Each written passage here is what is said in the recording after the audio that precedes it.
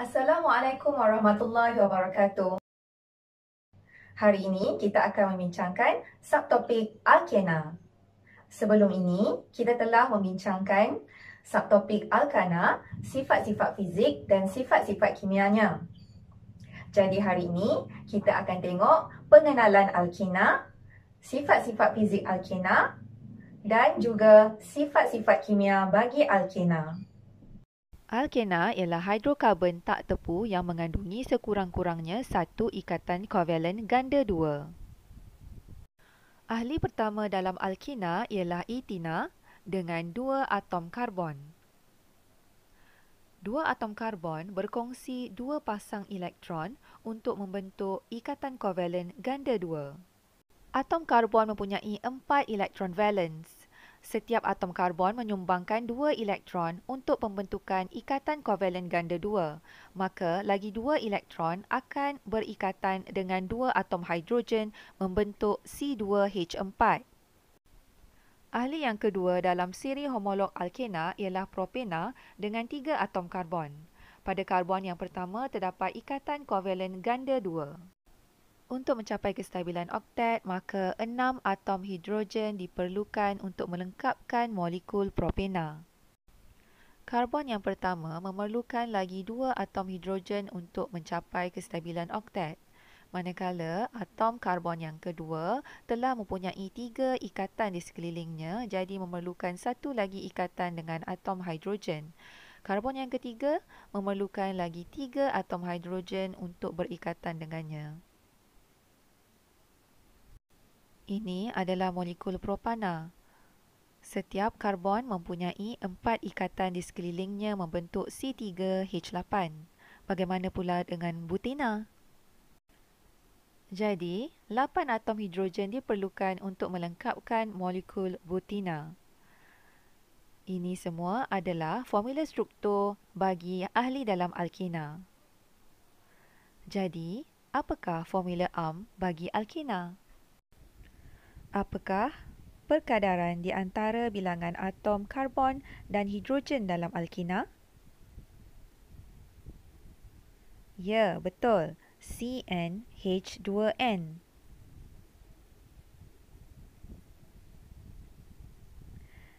Dikena dengan bilangan karbon 10, jadi bilangan hidrogen 20. Sekarang, cuba kamu lukiskan formula struktur bagi 9 ahli pertama dalam siri homolog alkena. Macam mana? Cikgu harap kamu dapat lukiskan 9 ahli pertama dalam alkena dengan baik. Baiklah, sekarang mari kita bincangkan tentang sifat-sifat fizik alkena. Seperti alkana, alkena juga adalah sebatian kovalen yang terdiri daripada molekul-molekul. Atom-atom terikat dengan ikatan kovalen yang kuat, tetapi molekul-molekul ditarik bersama oleh daya tarikan van der Waals yang lemah. Alkena mempunyai takat lebur dan takat didih yang rendah disebabkan daya intermolekul yang lemah, iaitu daya tarikan van der Waals. Pada suhu bilik, etina, propina dan butena wujud sebagai gas, manakala pentina ke dekina wujud sebagai cecair. Daripada jadual ini, kita dapat lihat takat didih alkena bertambah apabila bilangan atom karbon per molekul bertambah. Ini kerana apabila bilangan atom karbon per molekul bertambah, saiz molekul akan bertambah. Dengan itu, daya tarikan antara molekul juga akan bertambah. Akibatnya, lebih banyak tenaga haba yang diperlukan untuk mengatasi daya tarikan antara molekul tersebut semasa alkena melebur dan mendidih. Maka takat didih meningkat. Ketelarutan dan kekonduksian sama seperti sebatian kovalen yang lain. Alkena tidak larut dalam air tetapi larut dalam pelarut organik. Alkena tidak mengkonduksikan elektrik kerana tidak mempunyai ion-ion yang bergerak bebas di dalamnya. Ketumpatan alkena adalah lebih rendah daripada air tetapi meningkat apabila bilangan atom karbon per molekul meningkat. Kelikatan alkena juga bertambah apabila bilangan atom karbon per molekul bertambah. Apabila saiz molekul meningkat, panjang rantai karbon meningkat dan menjadi semakin berpintal, jadi lebih sukar untuk mengalir. Alkena menjadi lebih sukar untuk terbakar disebabkan oleh pertambahan peratusan jisim karbon. Okey, sekarang kita tengok sifat-sifat kimia alkena. Terdapat 3 tindak balas kimia dalam alkena. Yang pertama ialah pembakaran, yang kedua penambahan dan yang ketiga pempolimeran. Tindak balas pembakaran. Hidrokarbon akan terbakar dalam udara atau oksigen. Dalam oksigen yang mencukupi akan menghasilkan pembakaran yang lengkap, menghasilkan karbon dioksida dan air. Manakala pembakaran yang tidak lengkap dalam oksigen yang terhad akan menghasilkan karbon monoksida, karbon dalam bentuk jelaga dan air. Kita tengok contoh persamaan bagi pembakaran yang lengkap. Contohnya C3H6 campur 9/2O2 dapat 3CO2 campur 3H2O. Kita tengok pembakaran tak lengkap. Contohnya adalah C2H4 campur O2 dapat 2 karbon dan 2 H2O. Pembakaran alkena menjadi lebih sukar dan menghasilkan lebih banyak jelaga apabila saiz molekul meningkat. Mari kita lihat tindak balas penambahan. Di dalam tindak balas penambahan, ada 5 tindak balas yang terlibat. Mari kita tengok satu persatu. Alkena ialah hidrokarbon yang tak tepu yang mengandungi sekurang-kurangnya satu ikatan kovalen tunggal yang menjadi kumpulan berfungsi bagi alkena. Kumpulan berfungsi ini maksudnya tempat di mana tindak balas kimia berlaku. Jadi ikatan ganda dua itu akan pecah menjadi ikatan tunggal. Kita akan tengok 3 jenis tindak balas penambahan terlebih dahulu dengan hidrogen, dengan air dan dengan halogen. Tindak balas penambahan yang pertama iaitu dengan gas hidrogen. Kita ambil contoh propena. Okey, kita tindak balaskan dengan gas hidrogen.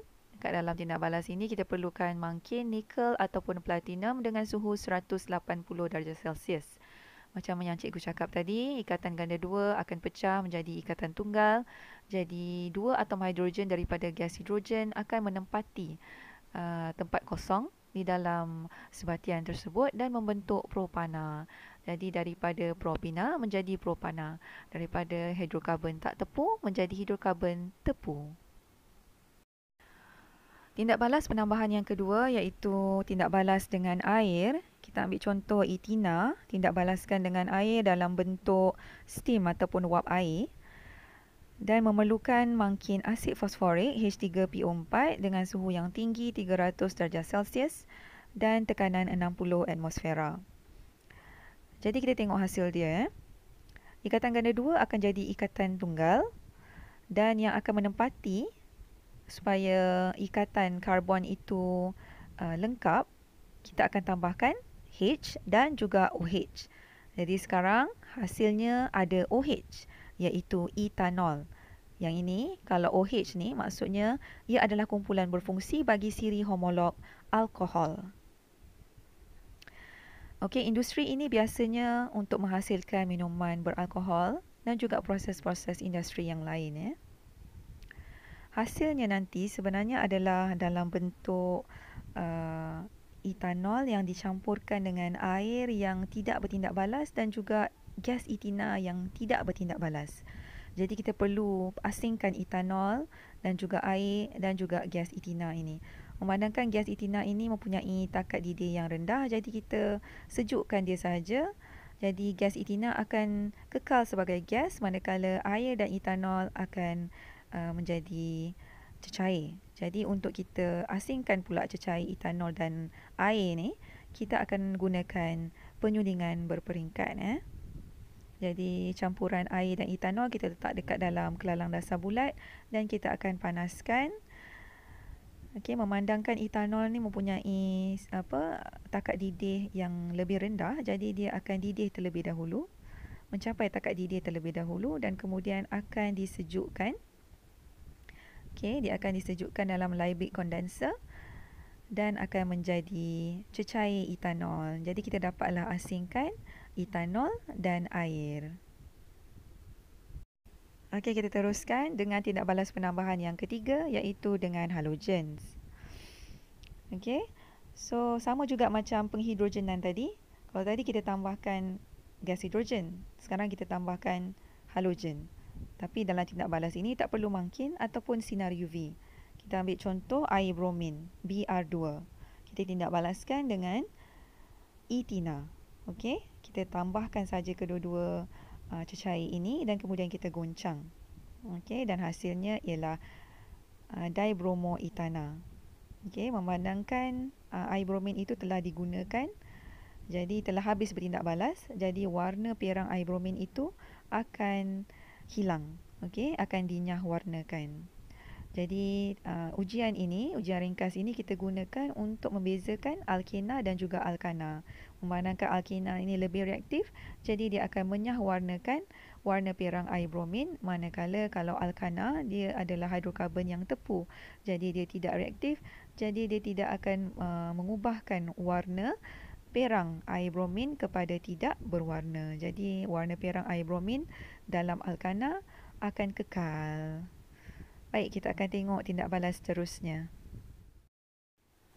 Okey, untuk tindak balas penambahan seterusnya iaitu tindak balas penambahan hidrogen halida. Kita biasanya akan gunakan larutan hidrogen halida yang pekat pada suhu 100 darjah Celsius. Untuk contoh ni, cikgu gunakan etina tindak balas dengan HBr, hidrogen bromida. Jadi ikatan ganda 2 akan pecah menjadi ikatan tunggal dan H dan juga Br akan masuk untuk melengkapkan sebatian. So sebatian ni nama dia 1-bromoetana. Tindak balas penambahan yang terakhir iaitu tindak balas penambahan kalium manganat 7 berasid ataupun kita panggil tindak balas pengoksidaan. Kita ambil contoh heksina ditambahkan dengan larutan kalium manganat 7 berasid yang berwarna ungu. Ikatan ganda 2 akan menjadi ikatan tunggal dan OH-OH akan masuk untuk melengkapkan ikatan membentuk diol. Kita akan tengok contoh eksperimen. Kita akan gunakan cecair heksina dan kita akan tambahkan dalam larutan kalium manganat 7 berasid dan kita akan goncangkan. Baik, kita akan lihat perubahan warna larutan kalium manganat 7 berasid daripada ungu kepada tidak berwarna. Okey, ini adalah contoh persamaan iaitu apabila heks 1-ena tindak balas dengan KMnO4 menghasilkan heksana 1,2 diol dan akan menghasilkan mangan 4 oksida. Setelah ia dicampurkan, warna ungu pun akan luntur dan akan menghasilkan mendakan mangan 4 oksida. Untuk tindak balas pempolimeran, kita tengok polietina. Kegunaan polietina adalah untuk membuat bahan-bahan plastik. Etina mempunyai 2 atom karbon dan 1 ikatan kovalen ganda 2. Pada ikatan kovalen ganda 2, pempolimeran berlaku membentuk ikatan tunggal pada suhu 200 darjah Celsius dan tekanan 2000 atmosfera. Etina akan bergabung dengan etina-etina yang lain yang bilangannya sangat banyak membentuk polietina pada suhu 200 darjah Celsius dan tekanan 2000 atmosfera. Unit yang ringkas ini dipanggil monomer dan apabila monomer-monomer bergabung membentuk polimer. Contohnya, propina bergabung membentuk polipropina. Awak boleh tengok video tentang penerangan pempolimeran bagi propina dan juga chloroetina dalam Fuse School. Okey, kita tengok macam mana nak tulis persamaan tindak balas. Etina C2H4 apabila berlaku pempolimeran, ia akan ditulis begini. Tiada lagi ikatan ganda 2 tetapi ikatan tunggal dan diletakkan kurungan, menunjukkan bahawa molekul etina itu berulang-ulang kali. Pengulangan ini berbeza-beza dan nilainya sangat banyak. Jadi kita letakkan N sahaja. Untuk mengimbangkan N tersebut, kita perlu juga letakkan N pada bahan tindak balas iaitu etina. Kita jumpa lagi dalam PDPC online yang lain. Assalamualaikum warahmatullahi wabarakatuh.